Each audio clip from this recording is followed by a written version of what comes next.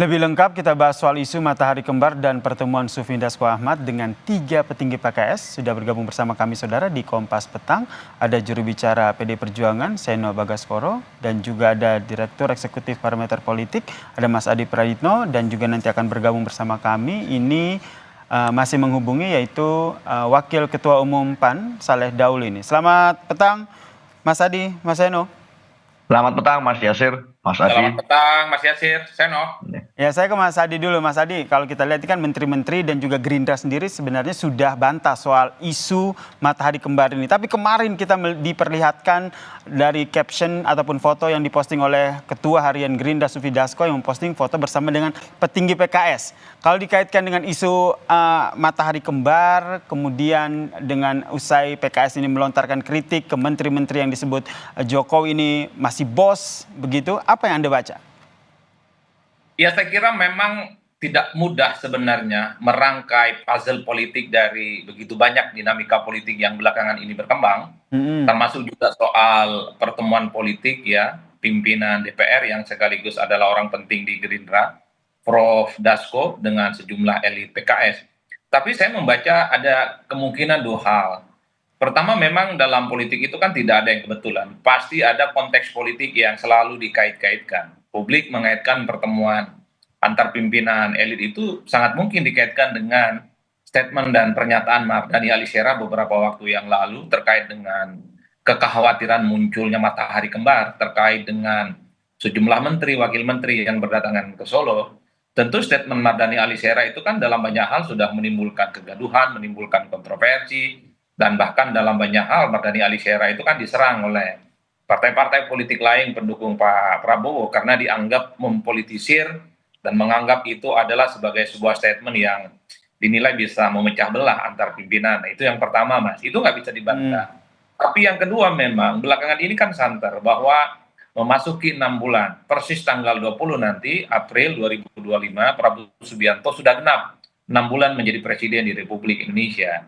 Disitulah muncul soal kemungkinan partai-partai yang selama ini mendukung Prabowo secara informal seperti PKS dan termasuk PDIP, itu sangat mungkin akan diajak serta menjadi bagian dalam koalisi pemerintah.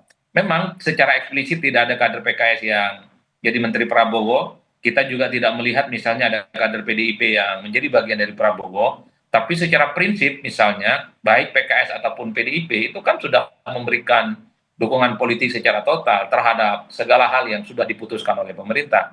Wajar kalau kemudian di tengah isu reshuffle banyak sekali spekulasi soal kemungkinan secara eksplisit misalnya PKS dan PDIP akan diajak menjadi bagian koalisi pemerintah di dalamnya, di mana ada kader PKS, mungkin juga ada kader PDIP yang diminta untuk memperkuat barisan koalisi merah putih. Saya kira dua hal itu yang paling mungkin bisa kita nalar terkait dengan bagaimana rumitnya puzzle politik yang belakangan ini muncul, silih berganti, sangat dinamis, dan tentu ini tidak bisa hanya dinalar oleh orang biasa, Mas. Baik, yang tahu salah satu puzzle politik itu ada puzzle dari PDIP juga ya, seperti yang tadi Anda sebut. Karena kalau kita lihat isu Matahari Kembar ini muncul pasca pertemuan antara Prabowo dan juga Megawati, dan juga yang disampaikan oleh Ketua Megawati bahwa akhirnya mendukung pemerintahan. PDIP melihatnya seperti apa, Mas Seno, dengan isu ini? Ya, pertama harus saya luruskan dulu bahwa dukungan PDI Perjuangan kepada pemerintahan Pak Prabowo itu bukan ujuk-ujuk muncul akhir-akhir ini. Tetapi itu adalah suatu pernyataan yang sudah cukup lama kami sampaikan berulang kali pasca pelantikan Presiden Prabowo sebagai presiden secara resmi. Bahwa memang kami di luar pemerintahan, tetapi itu tidak ada urusan dengan soal tidak mendukung. Kami yes berada di luar pemerintah, tetapi dalam apapun yang kami mampu, peran-peran yang kami mampu di DPR, di kepala daerah, itu kami berharap bahwa pemerintahan Pak Prabowo bisa berjalan dengan baik. Jadi dukungan itu sudah sejak cukup lama, bukan akhir-akhir ini gitu. Tetapi yang jadi persoalan memang adalah poin dari apa yang kita bicarakan akhir-akhir ini, itu kan memang soal banyaknya silaturahmi politik kemana-mana nih. Ini para pimpinan kita pada berkunjung di momen Lebaran dan lain sebagainya. Dan dalam konteks itu sebetulnya kalau kita mau melihat dari kacamata kebudayaan, sesuatu yang wajar-wajar saja di momentum Lebaran. Tetapi memang menjadi persoalan pada saat kemudian harus diwanti-wanti juga. Jangan sampai ada kesan di tengah publik bahwa memang ada banyak visi di dalam membangun pemerintahan saat ini. Itu kan yang diwanti-wanti oleh semuanya. Karena harus diingat bahwa visinya cuma satu, hanya ada satu visi, yaitu visi presiden. Dan kalau kita mau komit, mau jujur kepada kita semuanya secara masing-masing, ya presiden hari ini namanya adalah Pak Prabowo Subianto. Sehingga harusnya seluruh haluan, seluruh gerak politik, seluruh navigasi arah bangsa mau dipimpin kemana, itu ngikutnya kepada satu, visinya Pak Prabowo Subianto. Sehingga kalau kita mau menilik sejarah panjang Mas di Indonesia sebagai satu negara yang punya sejarah yang tidak singkat, tidak pernah ada ceritanya di bangsa Indonesia ini ada pemerintahan yang sukses didirikan dan dilestarikan pada saat ada pemimpin yang dalam tanda kutip konotasinya matahari kembar. Setiap kali matahari kembar itu muncul, tidak pernah berakhir dengan baik. Maka wanti-wanti itu jika disampaikan oleh banyak politisi kita, banyak akademisi dan pengamat kita, bukan sesuatu yang buruk, tetapi untuk mengingatkan pada semuanya bahwa presiden kita hari ini namanya adalah Prabowo Subianto. Oke, tapi kalau Mas Eno sendiri melihatnya situasi saat ini betul ada matahari kembar? Ya tentu saja itu tidak bisa diceritakan secara harfiah ya. Tetapi memang kalau melihat politik Indonesia, politik Jawa yang hari ini menjadi suatu tren gitu ya.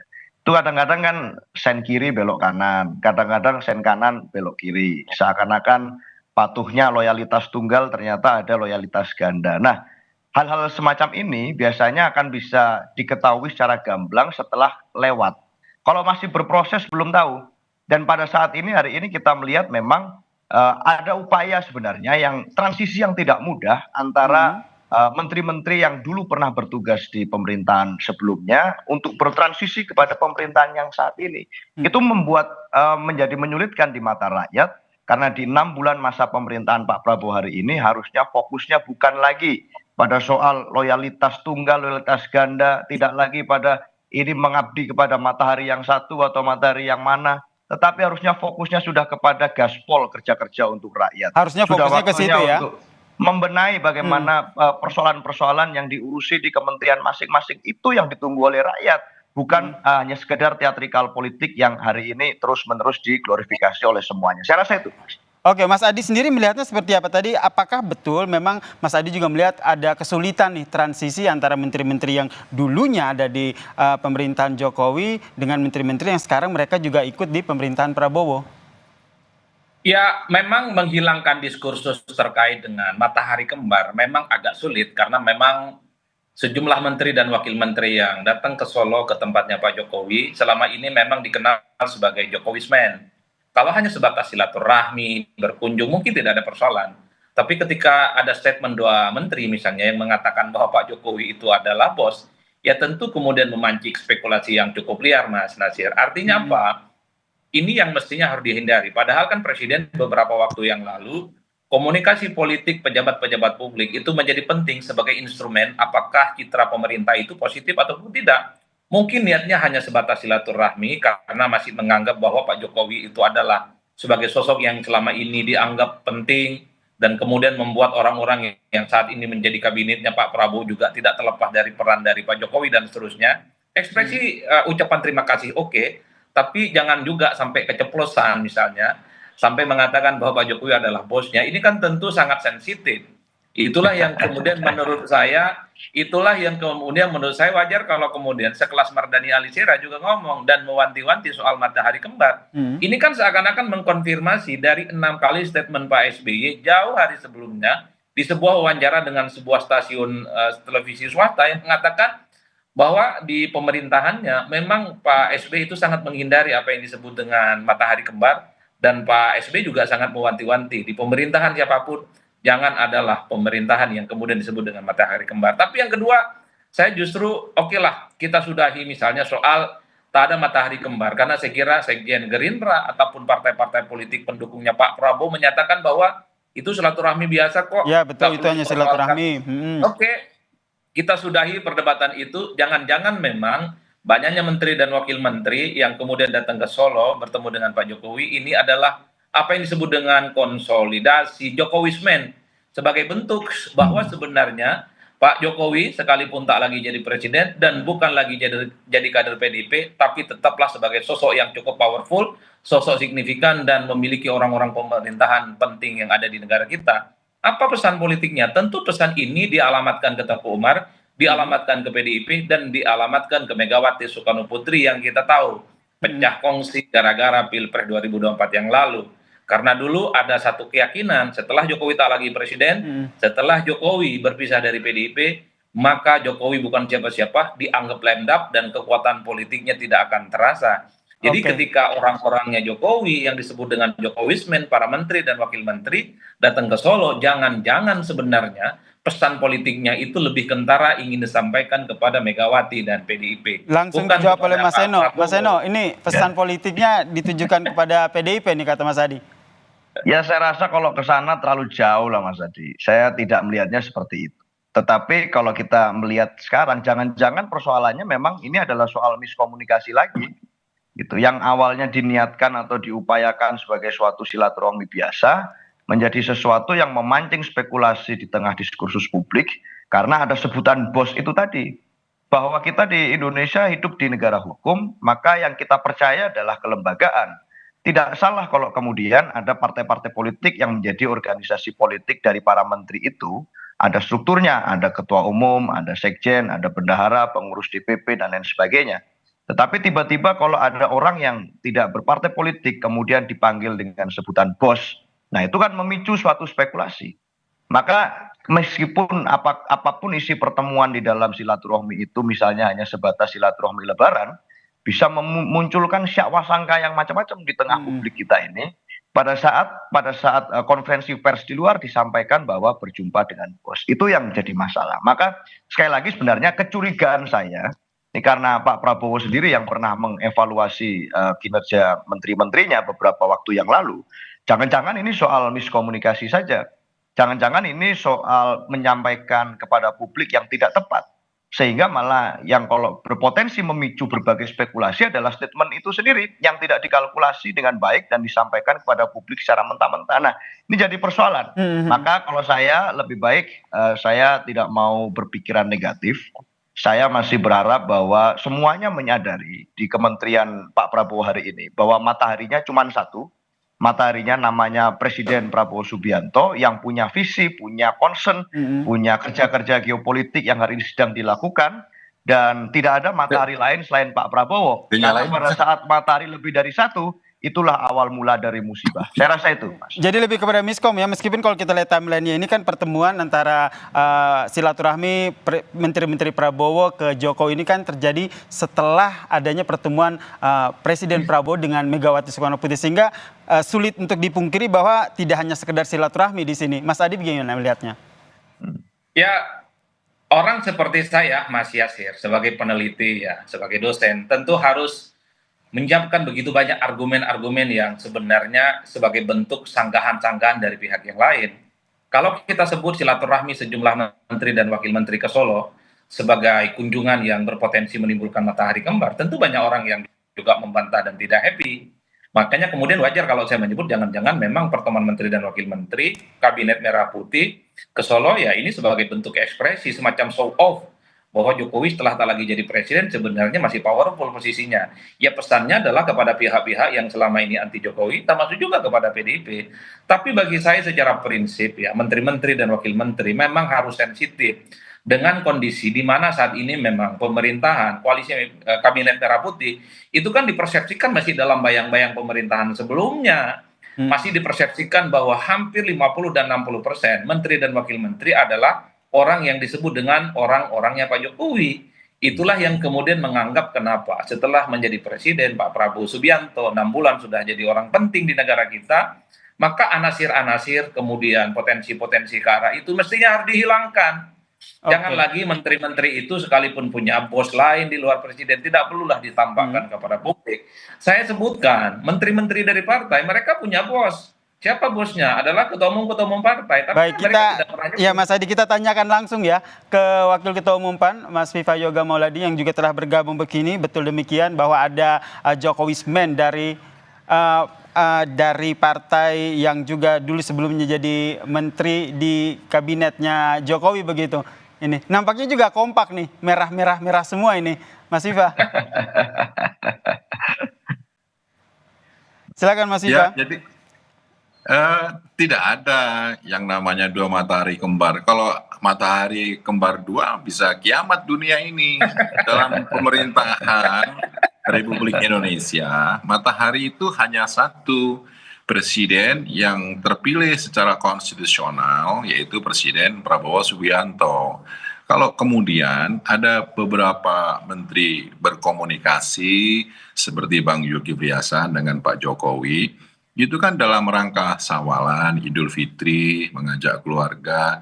Saya rasa hubungan kekeluargaan itu jangan kemudian menjadi penghambat dan ditafsirkan secara jauh bahwa itu adalah menyangkut soal kewenangan. Tidak, soal kewenangan, tugas, pokok, fungsi, tetap Presiden Prabowo sebagai presiden terpilih, sebagai satu-satunya matahari di Republik Indonesia yang melakukan pekerjaan konstitusional dan bertanggung jawab terhadap masa depan Indonesia. Jadi sebenarnya kalau kemudian tafsiran dari masyarakat bagaimana cara berkomunikasi elit-elit partai, elit-elit politik nasional di dalam mengembangkan toleransi, mengembangkan silaturahmi, berdiskusi, itu kemudian jangan ditafsirkan melampaui kewenangan. Tidak, menteri-menteri sebagai pembantu presiden terpilih secara konstitusional tetap menjalankan tugas-tugas konstitusionalnya. Jadi kalau kemudian ada tafsiran bahwa ada dua matahari kembar di Republik Indonesia, itu ya saya rasa sangat jauh sekali. Sangat jauh ya, meskipun sangat jauh sekali. spekulasi Dan itu muncul, Mas Viva, kalau spekulasi itu muncul kan karena kalau kita lihat timelinenya, pertemuan itu silih berganti setelah adanya pertemuan Prabowo dan juga Megawati. Kemudian dalam sesi wawancara sejumlah menteri menyatakan bahwa Jokowi masih bos saya, Jokowi masih guru saya. Nah, hal-hal ini yang akhirnya menimbulkan spekulasi tersebut. Anda melihatnya bagaimana? Ya, kalau dibilang sebagian yang menyatakan sebagai guru, ya tidak apa-apa. Tapi kalau sebagai bos dalam menjalankan fungsi ketatanegaraan, ya tidak boleh. Karena Presiden Prabowo sebagai presiden yang terpilih dalam pemilu secara konstitusional, itu satu-satunya pemimpin nasional yang mengendalikan terhadap tata kelola negara dan pemerintahan. Kalau kemudian tafsiran dua matahari kembali itu seakan-akan sesuatu yang hiperbola, yang dilebih-lebihkan dan mengarah ke halusinasi gitu loh. Mengarah ke halusinasi. Jadi kalau bilang guru boleh tapi bos nggak boleh begitu ya? Ya jangan dong, karena para menteri sebagai pembantu presiden harus menjalankan tugas-tugas kementerian dan lembaganya dan menjalankan visi misi presiden Astagita. Kalau kemudian ditafsirkan bahwa dengan adanya silaturahmi sawalan itu menjadi bagian dalam pelampauan kewenangan tugas dan fungsinya di kementerian, ya saya rasa itu terlalu jauh dan dilebih-lebihkan lah, hiperbola itu namanya. Oke, saya ke Mas Adi. Mas Adi, terlalu jauh, terlalu hiperbola begitu jika kita kaitkan timeline demi timeline pertemuan pasca Lebaran ini, jika kita kaitkan dengan isu adanya matahari kembar. Enggak, yang bilang matahari kembar itu kan bukan saya, Pak Mardhani Alisera. Dan memang ya betul. Dan akhirnya Pak Mardhani Alisera akhirnya ketemu juga begitu ya dengan tim Gerindra begitu ya. Tapi Mas Yasir, tapi pernyataan Pak Mardhani Alisera ini kan sebenarnya mengkonfirmasi ada sesuatu yang sebenarnya janggal lah dalam komunikasi politik para elit. Kan tidak ada yang mempersoalkan silaturahmi politik dengan siapapun. Tapi sebagai pejabat publik memang harus hati-hati bahasa dan statement-statement politiknya.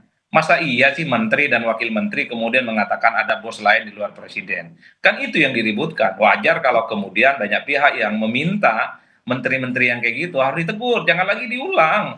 Saat ini presidennya cuma satu, Prabowo Subianto, bukan yang lain. Itulah yang saya sebutkan. Kalaupun tuh ada pihak-pihak tertentu yang ingin menunjukkan bahwa dirinya masih kuat, masih powerful, dengan cara misalnya mengonsolidasi para menteri di kabinet Pak Prabowo, Sorry itu harus saya katakan, ini tidak akan mengubah apapun kok. Yang jadi presiden di negara kita tetaplah Prabowo Subianto, bukan yang lain. Yang bisa mengorkestrasi kepentingan politik, kebijakan politik di masa-masa yang akan datang, itu hanyalah Pak Prabowo Subianto. Maka dari itu wajar. Sekjen Gerindra Sufinda Squakhat bertemu langsung dengan PKS dan memposting itu di media sosial. Ini salah satu upaya untuk meredakan isu matahari kembar itu, Anda membacanya begitu? Betul, kalau mau jujur sebenarnya, kalau hanya untuk sebatas meredakan itu terlampau sepele ya. Saya kira ada persoalan lain yang sepertinya jauh lebih serius. Kenapa para pimpinan partai, Pak Sufmi Dasko dan pimpinan-pimpinan PKS bertemu? Jangan-jangan memang ada kaitannya dengan persoalan reshuffle.